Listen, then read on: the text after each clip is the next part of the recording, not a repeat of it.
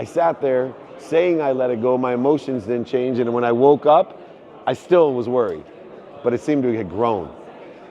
So instead, I stop, I breathe, I drop, I get to center, I remind myself that I'm part of this omniscient, all-powerful, protective source, and then I move in the right direction. Hardest question always is what? The first question. Well, I have a question. All right, thank you. Thank you. Thank you for your story today about your business. Thank you. So I wanted to start with that. I like thank you. Thank you. You taught me a very valuable lesson in part of your coaching community about non-negotiables. Yes. Which has changed my life. Me too. Yeah. Where did you learn it, or was it a download? Yeah, that's a great question. So she said, I teach in this private group that I want you guys all to join. I teach this idea of non-negotiable behavior. And how did I come up with it? Was it a download? What is it actually? And it changed her life. And it's absolutely the fastest thing pragmatically to change your life. So here's what happened. I started to realize most people from these meetups, they have a difficult time reconciling your daily life, your human experience, with something bigger than them. Everybody inherently knows there's something bigger than them, and it's infinite, and it causes so much stress and confusion. Like, this is stupid. Why do I pay a mortgage? Or why do I have to, do this pragmatic thing, drive here? And I have much bigger things in my life than this. And so I was trying to figure out, because I love time, why does this happen? Why is this so confusing to people? And so I started by understanding two different experiences. And it started with Wayne Dyer, who said, right, I'm a human being having a human experience in a spiritual world. Right. And I took it as everybody here has a human experience, or you wouldn't be here. And everybody here has a spiritual experience, an energetic experience, whatever word you want to use, a theoretical experience, I don't care. A religious experience, that's fine. So I started with what we all have in common. Everybody here has a human experience that is dictated by time. The time your heart starts till the time your heart stops. That is the definition of your human experience. Your brain can stop and you're still having a human experience. They can cut your legs off, you're still gonna have a human experience. You can be blind. The experience will be different. Good and bad is all relative, right? So I started looking at, okay, let's start helping people with just the human experience because it's finite. And then I said, so what is common in the human experience besides the heart starting and stopping? And all I could come up with, and it kept coming to me, was 24 hours. The only certainty that I could find in the human experience, the only certainty is that every day, tomorrow, you can't predict anything other than I'm gonna get 24 hours like everyone else, unless it's the last day of my life, then you'll be cheated. So now I was able to create this certainty in time of my human experience, something I could really rely on. So once I decided that, I said, what causes problems between the 24 hours every day and this idea of infinite? What really causes the problem is the uncertainty of the infinite. Because it causes so much uncertainty because the human experience cannot fathom, and the human body, mind, soul, and chemistry cannot fathom infinite. No matter how much you think about infinite, the human mind goes to infinite plus one, right? It's just unfathomable. And it causes a whole bunch of fear because we can't be certain about this infinite time, infinite energy, infinite love, infinite protection, something bigger than you. So I said, it's interesting because what happens in the human experience is all these uncertainties happen, which are called what? Circumstances. Interest rates go up, they go down. Stock market goes up, it goes down. The weather changes in a matter of a second, especially if you live in Georgia. And so you make a plan according to just the 24 hours, and then you start making plans for the next 24 hours or weeks or months or years, and it's full of all this uncertainty or circumstance. So what I either downloaded, it came through me, whatever you guys believe, I realized, why not study the relationship to circumstance in the context of 24 hours? And so what I wanted to do was create more certainty in my day. So how do I create more certainty? Take the circumstances out of the equation. Now, you can't do it if you were gonna plan 24 hours. You can't take all the circumstances out. But what I realized is, why don't I start with the easiest thing to be non-circumstantial about? Sleep. It's the most powerful thing what we do. We recover and we access information and energy in our sleep. The more information and energy we have from the infinite, and the more we recover, the better we're going to perform in the 24 hours. So I made sleep a non-negotiable, and I'll just use for easy numbers, minimum 8 hours a day of sleep, no matter what happens, with minor exceptions. So of course, if I scheduled, I call it the Michael Jordan rule. I told someone earlier, right? The Michael Jordan rule. I started saying to myself, when I didn't want to get 8 hours of sleep because I had every circumstance or excuse, I'd say, nope, Michael Jordan's gonna be sleeping with me, definitely wanna be there. So I made all my non-negotiables, and I also turned it on my friends when they blow me off. So, I invite people to do a lot of shit, so I'm like, hey, you wanna come to dinner tonight? Oh no, can't come to dinner. Too bad Michael Jordan's gonna be there. So I do the same thing to myself to make it non-negotiable. Now, in the context of non-negotiable, there are some circumstances where I don't get 8 hours of sleep. So then it becomes a double non-negotiable, because I'm not gonna stack 2 L's on my non-negotiable.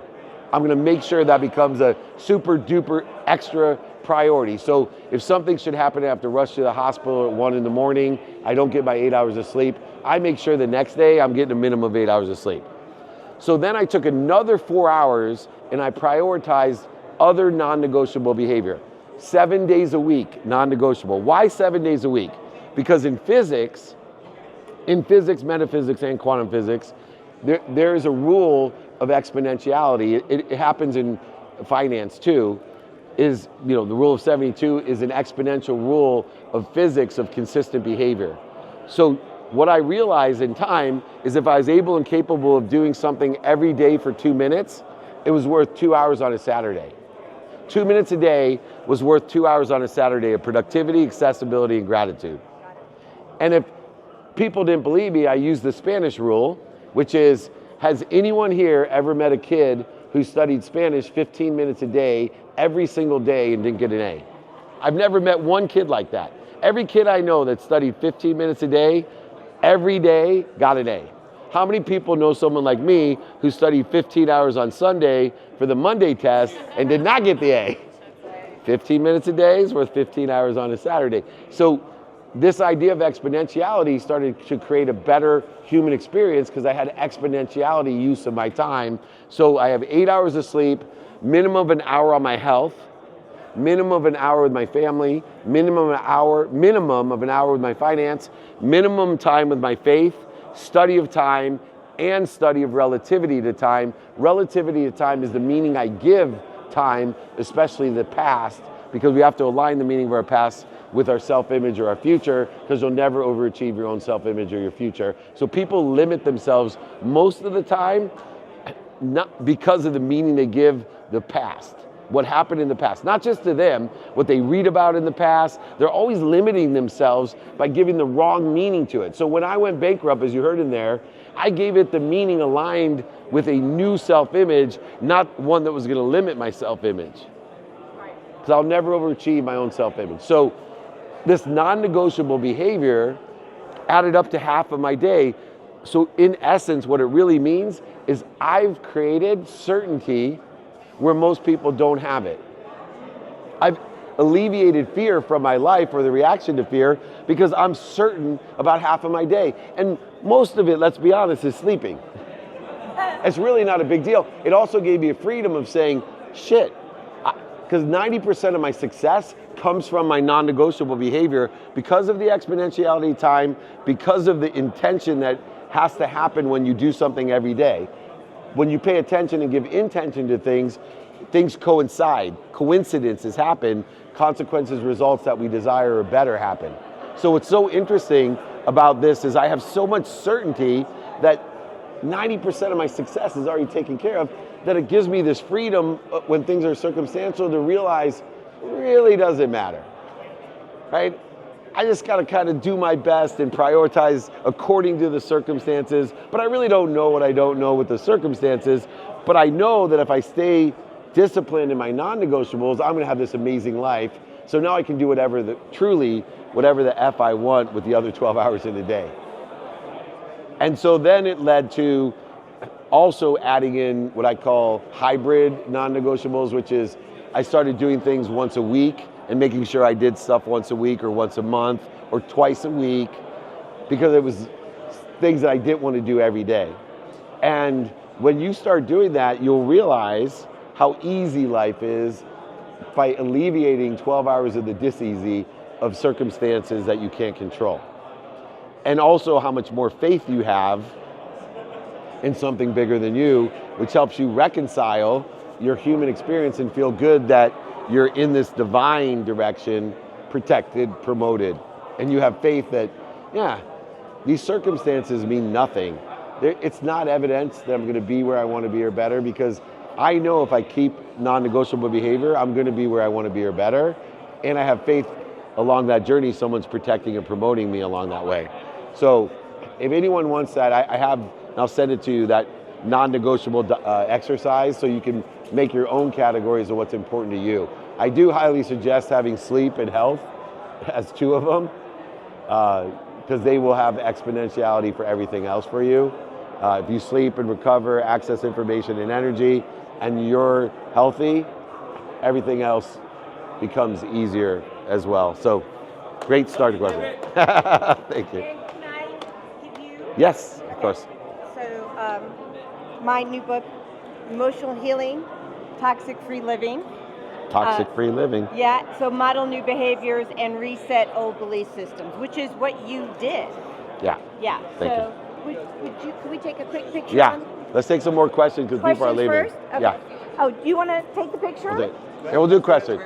All right. Perfect. That works Thank for you. me. Next question. And let me give this to him, Okay. because I know that he's the holder. All right. Next question. Yes, sir. I've been trying to provide service, but no one needs my service. Like, Oh, great. everywhere I go, do you need my help? Okay. Who needs an inventor? That's so good. All right. So lots of people, they get so busy working, they forget to make money because of this very reason. So let's start with value, and then the ability to articulate that value.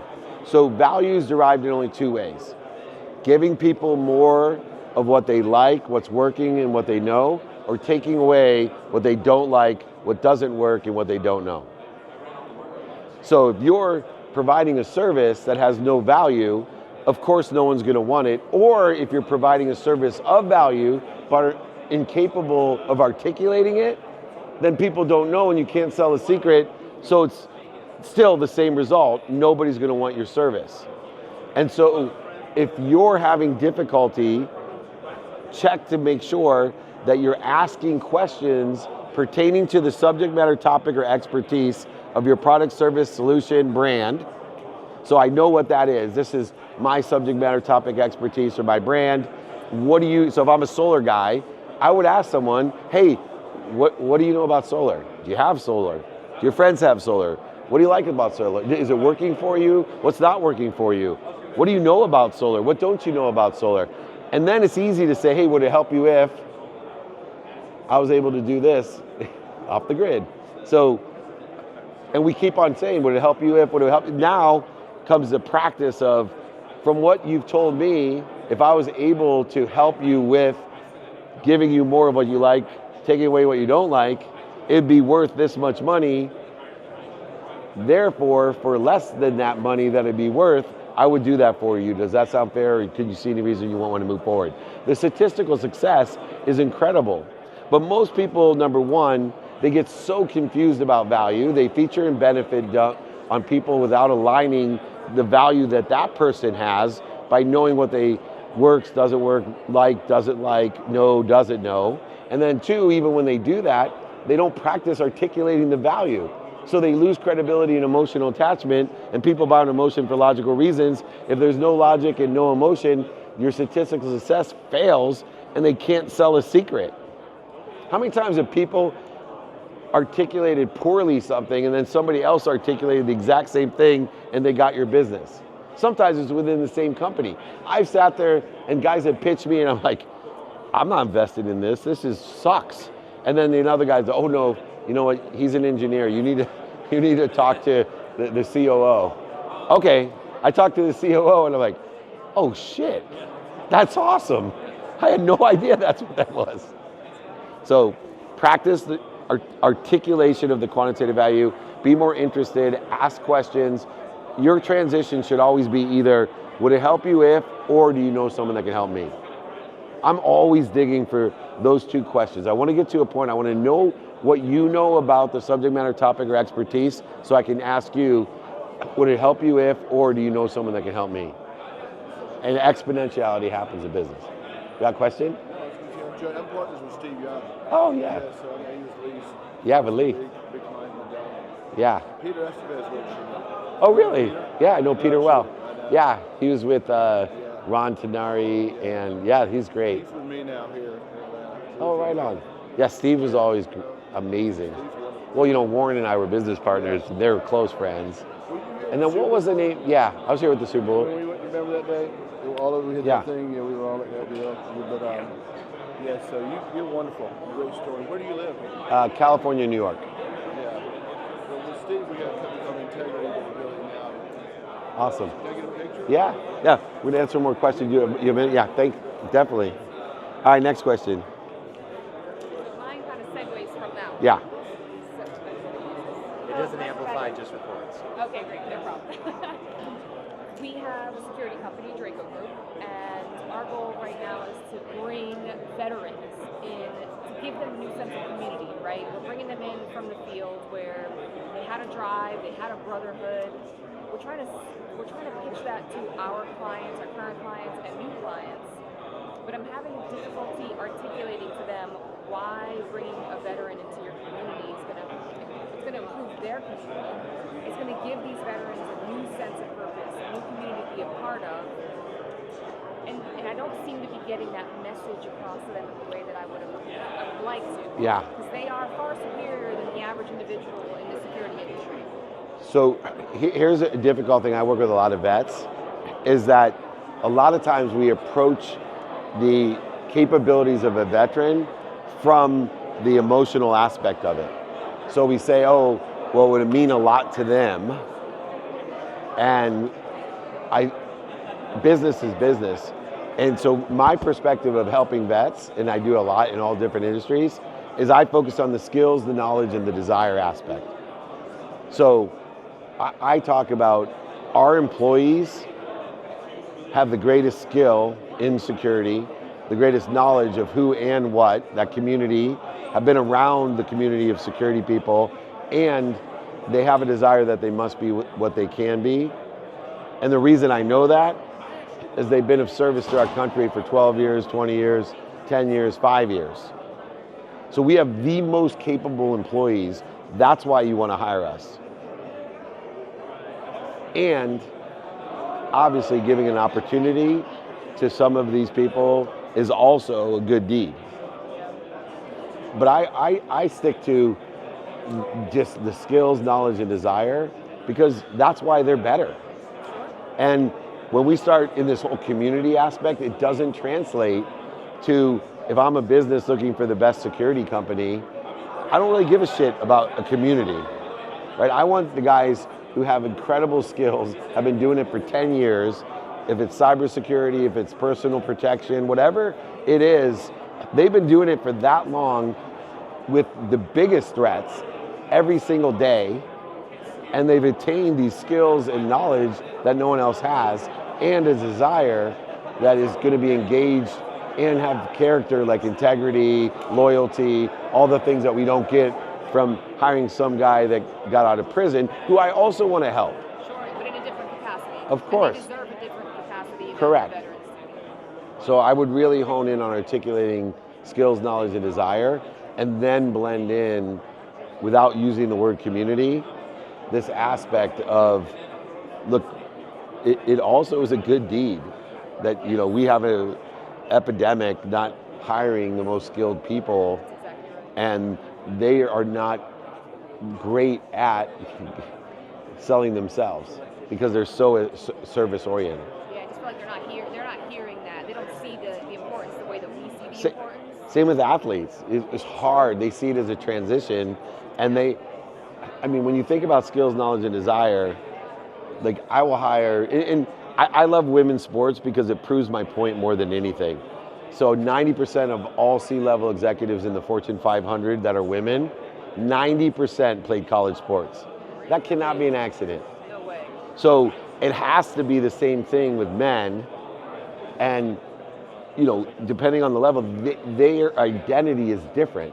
Right. See, because their identity is all about sports, so they can't see. Same with the military, right? Their identity is ingrained in them. Where women athletes, it's not their identity, right? They're really good at it. It's just built into them, though. Something special is built into them. It is, but they have the same skills. It's just difficult for some athletes to realize that, God, when I went to practice every day and got my ass kicked and showed up the next day 5 minutes early and left last, that's a huge benefit to somebody in the corporate world. That's right. I learned all the plays. I executed what I was told. I didn't try to make it, you know, I work with a team knowing if I do my job and everybody else around me, we're gonna win. And if I try just to do everyone's job or do something different, then these are all things that make companies win. That's why most of the guys and women that work for me at least played high school sports. All right, next, yes, please. On adversity, whenever you had your lowest moment, what did you do next? Like right after that. Yeah. Somebody's getting kicked. What should they do next? So when you have your low moment or lowest moment, remember, in moments that are not aligned with where you want to be or better, fear is created. A lot of times we don't know really what we're afraid of. A lot of times in the past, it was very obvious. A saber-toothed tiger was walking by your cave. It's very obvious what you're afraid of. In this world, you don't know if it's like past life trauma, womb trauma, toddler, tween, teen, 20s, 30s, 40s, 50s trauma. You have no idea what you're afraid of. So when we're at our basement, when we have this low, you know what you're afraid of. But more importantly, in all of the circumstance, you know your reaction to fear. So what's interesting about fear is I spent millions of dollars in therapy, personal development, trying to figure out my trauma. And what I realized is it wasn't the trauma that was getting in the way of my success. It was the reaction to the fear. So here's how people react. So I started looking for clues and patterns of how people react to fear. Here's how they react to fear. A need to be right. You meet someone that has a need to be right, they're afraid of something. I don't know what it is, but I just got to know you have a need to be right, a need to be offended, a need to be separate, a need to be inferior, superior, anxious, frustrated, angry, guilty, resentful, worried. Every time you worried, it's just a display that you're afraid of something. Every time you're frustrated, every time you're pissed off. Well, the coolest thing about when I got into this perspective of, okay, I'm at my low, I'm having a reaction to fear, whatever that reaction was, usually it was worry, inferiority, which leads to depression, which is another reaction to fear. But what I started to realize is, holy shit, when I'm reacting to fear, it's instant and obvious. When someone cuts me off and I get pissed, I don't need a therapist to tell me I'm pissed, right? They tell you got to go to anger management with some therapist. No, I really don't. What I have to realize is, what do I do when I'm pissed, worried, anxious, frustrated, angry, guilty, resentful, when I'm interfering with my best self? What do I do when I hit a low? And so what I realized was most people, when they react to fear, they actually, and Wayne Dyer said it simply, right? What you resist persists. Most people try to out-logic it, analyze it, go over it, under it, through it, around it, resist it, lie to it, manipulate it, cheat it, or deny it. All have really bad outcomes. And it's a waste of time. But it's usually counter or duplicative negatives, because not only is it a waste of time, it's usually sending you in the wrong direction, and now you got more work to do. And biochemically, by the way, every time that you continue in that resistance, another dose of cortisol comes. So you get a 6-second dose of cortisol, which takes 180 seconds to dissipate out of your system. Depending on your own genetic and energetic inheritance, some people can handle more cortisol. They can survive, they manage. That's why just like functioning alcoholics, functioning drug addicts, it's just their genetics that can handle it better. It's still gonna eventually kill you or send you in the wrong direction. So what is the mechanism to use when we're at our low or we just react to fear? It's actually counterintuitive. It's stopping. See, I believe free will is being able to stop when we react to fear and breathe and then recollect, remind, and remember God. Your God, not mine. Remember, recollect that I'm protected, promoted, loved, and perfected. Even though there's no evidence right now, evidence is contrary, I'm at the all-time low, that my job is to have faith that God's protecting me, promoting me, loving, and perfecting me. I need to find the light, the love, and the lesson in this. So I would try to out-logic it. I'd say, oh, let it go, let it go. You know what? I sat there saying I let it go, my emotions didn't change, and when I woke up, I still was worried, but it seemed to have grown. So instead, I stop, I breathe, I drop, I get to center, I remind myself that I'm part of this omniscient, all-powerful, protective source, and then I move in the right direction. So I shorten that distance of resistance, and so like I talked about earlier, I have so much energy. I promise you, people shadow me, I don't care what age you are, you'll be sleeping in my backseat by 4 o'clock. And I'm not in better shape than most of those people. I'm definitely not younger, I'm not stronger, faster.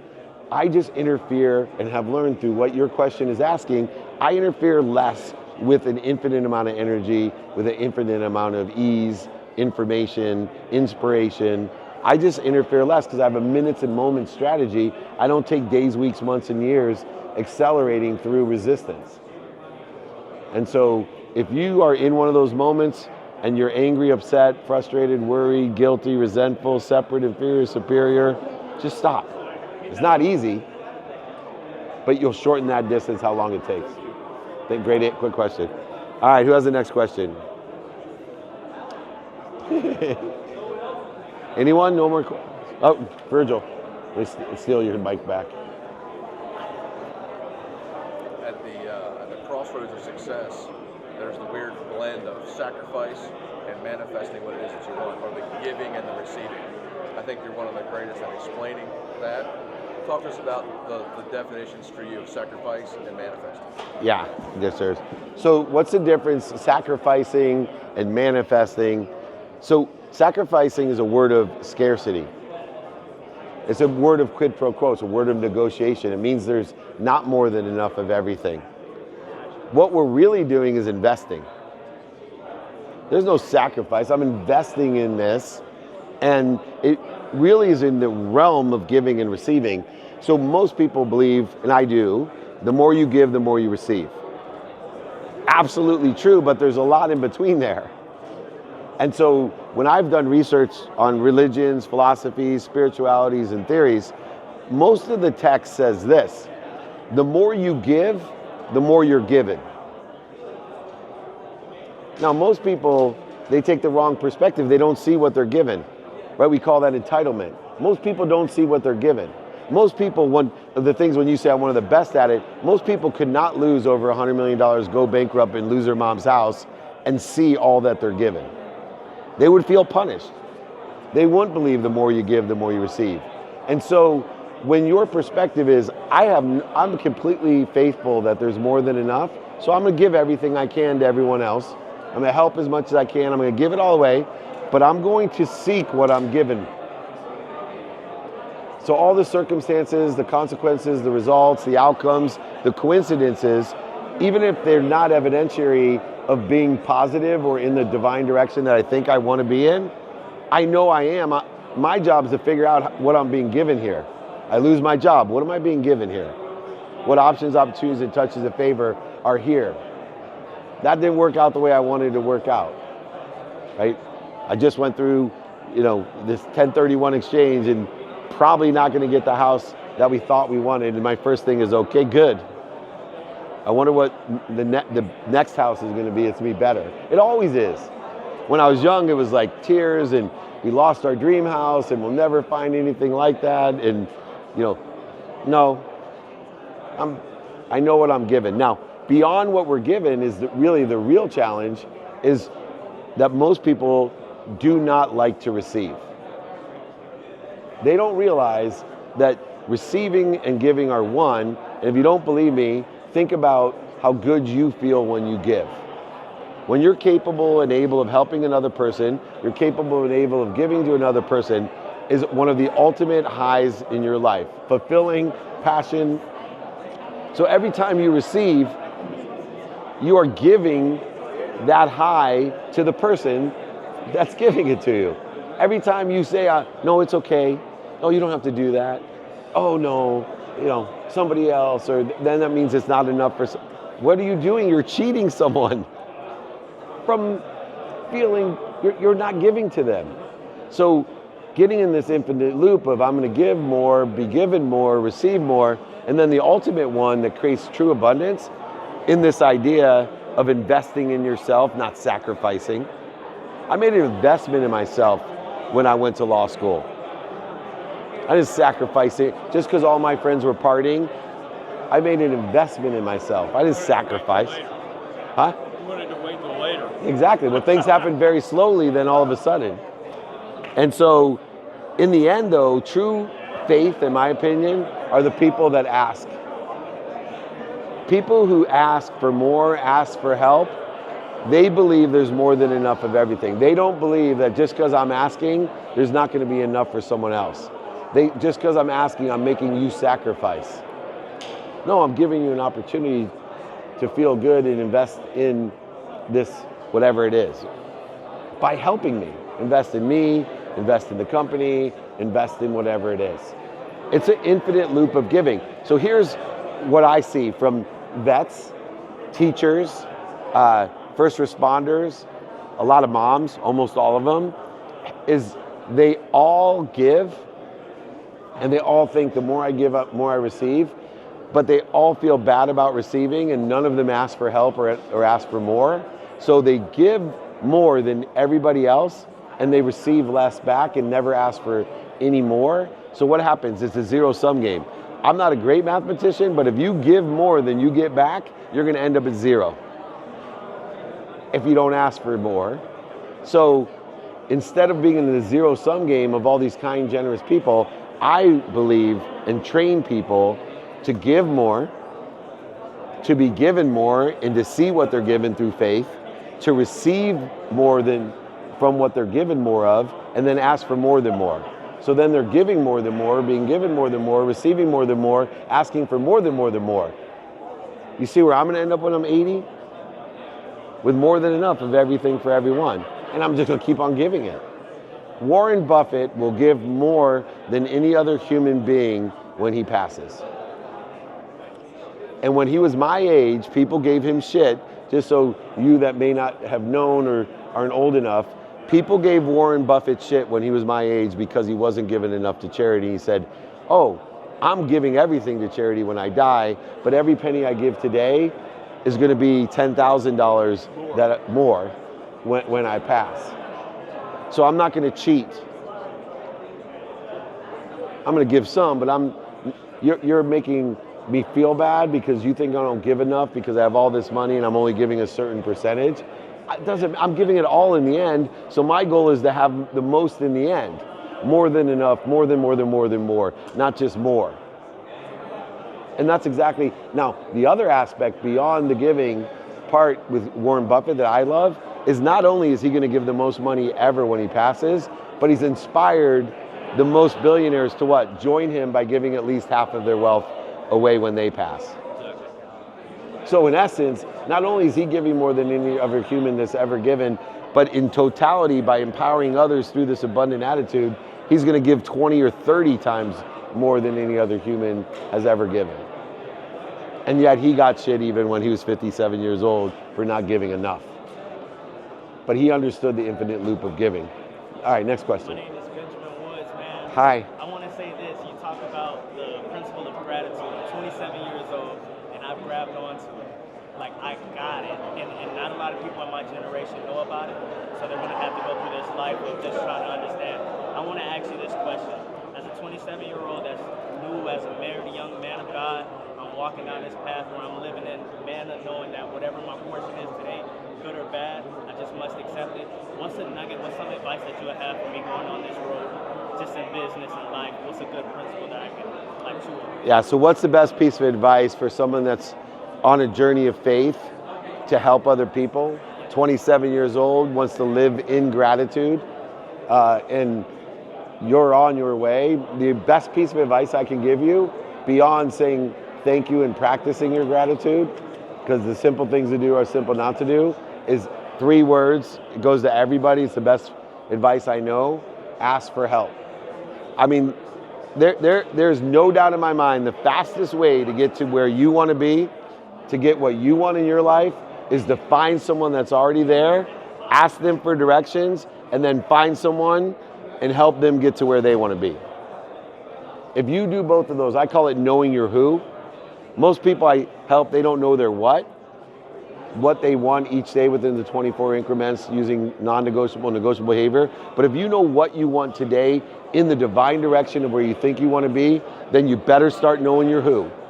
Once you know your what, who can I help and who can help me? That's going to get you there. But you need to know, right, a definite purpose, a divine direction of what you want today in a trajectory or divine direction of where you think you want to be, because we know circumstances, time, emotion, value all change instantly when we come up with a plan. That's why people say you come up with a well-developed plan, God will laugh at you, guaranteed. But if you know what you want, who you can help and who can help you, you will get there so much faster in gratitude. But ask for help. Great question. Well, thank you guys for taking the time.